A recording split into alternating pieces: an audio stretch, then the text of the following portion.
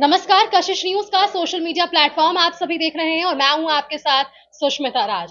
विधानसभा चुनाव के बिगुल बजते के साथ ही तमाम तैयारियां हमने देखी थी और राजनीतिक समीकरण पर खूब चर्चाएं हुई हैं, लेकिन अब मौका है परिणाम सामने आने का। जितना जोर लगाना था राजनेताओं ने जोर लगा दिया है और जब परिणाम स्पष्ट होगा तो ये बिल्कुल चीजें समझ आ पाएगी कि जनता ने आशीर्वाद किसे दिया। लेकिन कुछ ऐसे विधानसभा क्षेत्र जरूर है जिसके राजनीतिक समीकरण को समझना बेहद जरूरी हो जाता है चुनाव के मद्देनजर। और ऐसे में आज हमारी बातचीत हमारे वरिष्ठ पत्रकार इस वीडियो में हमारे साथ जुड़ेंगे, जो आप तक सहयोगी के तौर पर सारी चीजें जो है वो साझा करेंगे। संजीव पाठक जी हमारे साथ जुड़ चुके हैं। संजीव जी, बहुत स्वागत है आपका कशिश न्यूज पर। धन्यवाद। संजीव जी को आज हमारे साथ इस वीडियो में जोड़ने का मकसद है कुछ विधानसभा क्षेत्रों पर चुनिंदा बातचीत करने की कि वहां के राजनीतिक समीकरण क्या है, क्या इतिहास रहा है और क्या भविष्य हो सकता है। तो आज संजीव जी, सबसे पहले आपसे सीतामढ़ी के उन सीमावर्ती क्षेत्रों पर बात करते हैं जिनकी सीमाएं नेपाल से सटती हैं और उनका क्या कुछ इतिहास रहा, क्या भविष्य हो सकता है और किस राजनेता के झोली में इस बार जनता जो है वो आशीर्वाद देगी। सबसे पहले हम बात करते हैं सुरसंड विधानसभा क्षेत्र के बारे में। संजीव जी, कैसे देखते हैं इस विधानसभा क्षेत्र को? कई विधानसभा चुनाव यहाँ पर संपन्न हुए और 2025 का विधानसभा चुनाव कैसा होने वाला है सुरसंड विधानसभा के लिए? जहां तक सुरसंड विधानसभा क्षेत्र की बात है, सुरसंड विधानसभा क्षेत्र का इतिहास काफी गौरवपूर्ण रहा है। यहाँ सरसिपियन की कर्मभूमि रही है यह सुरसंड विधानसभा क्षेत्र। वर्तमान में जदयू और राजद दोनों में कांटे की टक्कर हुई है सुरसंड विधानसभा क्षेत्र में। आपको याद होगा कि 2020 में सुरसंड विधानसभा क्षेत्र में जदयू के टिकट से दिलीप राय उम्मीदवार हुए थे और लोजपा का उम्मीदवार रहते हुए भी इन्होंने बड़ी जीत दर्ज की थी। वहीं राजद से अबू दोजाना मैदान में थे, लेकिन इस बार परिस्थिति कुछ दूसरी है। दिलीप राय जदयू में नहीं है, अपरिहार्य कारणों से जदयू उनको टिकट नहीं दिया। अब उनके जगह पर एक सोशल कार्यकर्ता, जमीन स्तर के कार्यकर्ता प्रोफेसर नागेंद्र राउत चुनाव मैदान में है जदयू के टिकट से। यहाँ यह भी उल्लेखनीय है कि भाजपा अभी तक सुरसंड में चुनाव नहीं जीत पाई है। यहाँ एक भी चुनाव नहीं। यहाँ जदयू या राजद दो ही चुनाव मैदान में आए हैं। अब सुरसंड की जो सामाजिक स्थिति है वो मैं आपको बता दूं कि यहाँ वैश्य करीब 28,000 वोटर हैं, मल्लाह 20,000 वोटर हैं और मुस्लिम 22% से ऊपर हैं। वहीं राजद यादव 10% से ऊपर है। ऐसी परिस्थिति में मुस्लिम और यादव का गठजोड़ यहाँ चुनाव परिणाम प्रभावित करता रहा है।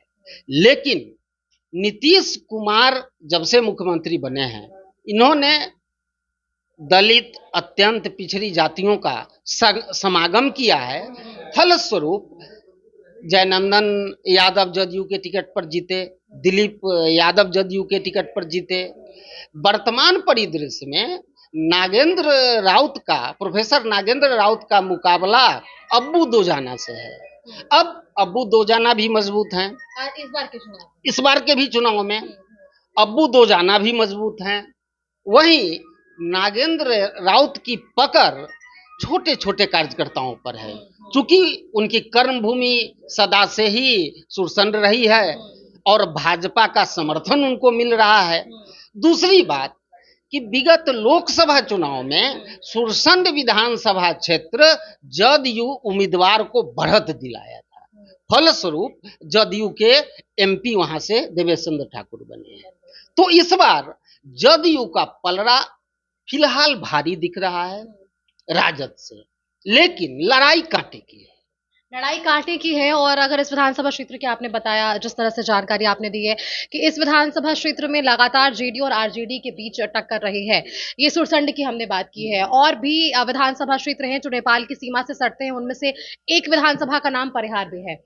वहां के राजनीतिक समीकरण को जानने से पहले संजीव जी, मैं एक चीज जानना चाहूंगी कि अब तक जितने बिहार में चुनाव हुए, विधानसभा के चुनाव हुए, वो परिहार के लिए किसकी झोली में ज्यादा जो है वो साबित रहा है?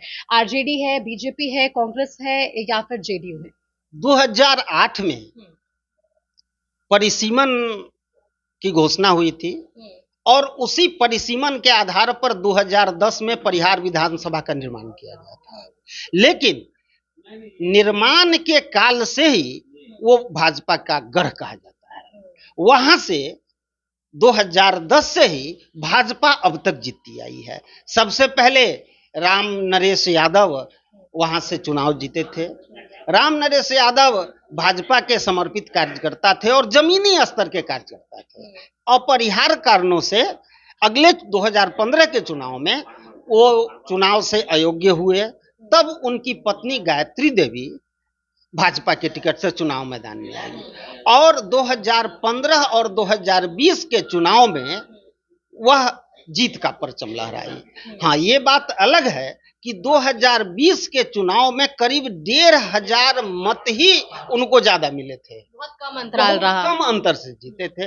और रितु जायसवाल चुनाव मैदान में थी। रितु जायसवाल की कहानी है कि वो एक पंचायत के मुखिया से अब तक राजनीति का सफर इतनी ऊंचाई तक पहुंची है, राजनीति का सफर तय किया है।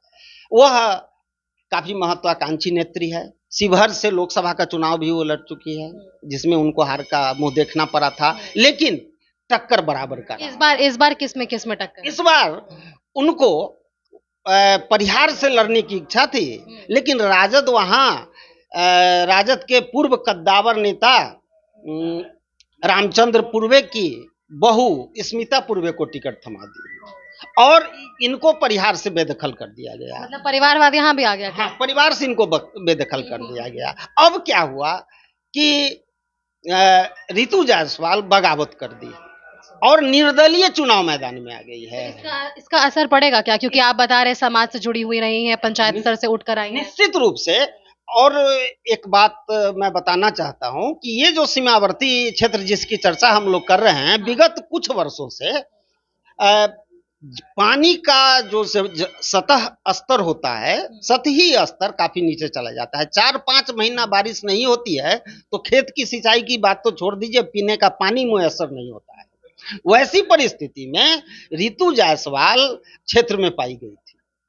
मतलब जनता से जुड़ी हुई हर वक्त रही है। अब दूसरी ओर गायत्री देवी की भी छवि काफी स्वच्छ है, अभी तक कोई दाग उन पर नहीं लगा है। तो मतलब परिहार में महिला की लड़ाई होने वाली है, दोनों ही प्रत्याशी महिलाएं हैं। तीनों प्रत्याशी महिला की। एक निर्दलीय भी आ गई, एक निर्दलीय रितु जायसवाल आ गई। तो इसमें अभी जो परिदृश्य दिखाई दे रहा है, आज के दिन में भाजपा का पलड़ा भारी लगा है। कहीं बीजेपी है तो कहीं आरजेडी है, ये पकड़ सीमावर्ती क्षेत्रों में है। और संजीव जी, आज अगर हम सीमावर्ती क्षेत्रों की बात कर रहे हैं तो बथनाहा भी एक वो विधानसभा सीट है जो 8 में से तीसरे नंबर पर है और ये भी बहुत हॉट सीट माना गया है। इसके पीछे का कुछ इतिहास और वर्तमान की स्थिति बताइएगा एक बार।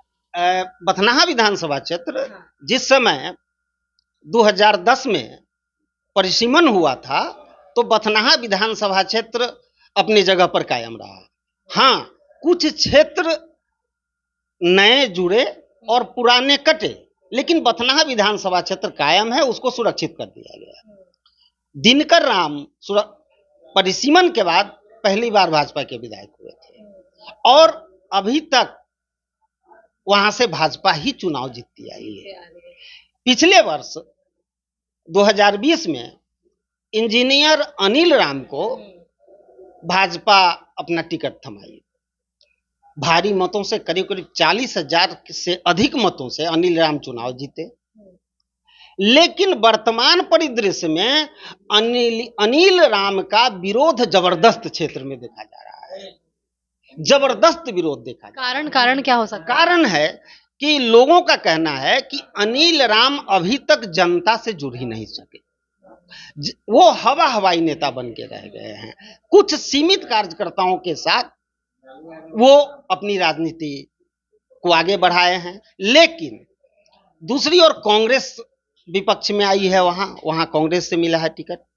कांग्रेस से एक नए चेहरा को टिकट दे दिया गया है। और ये नया चेहरा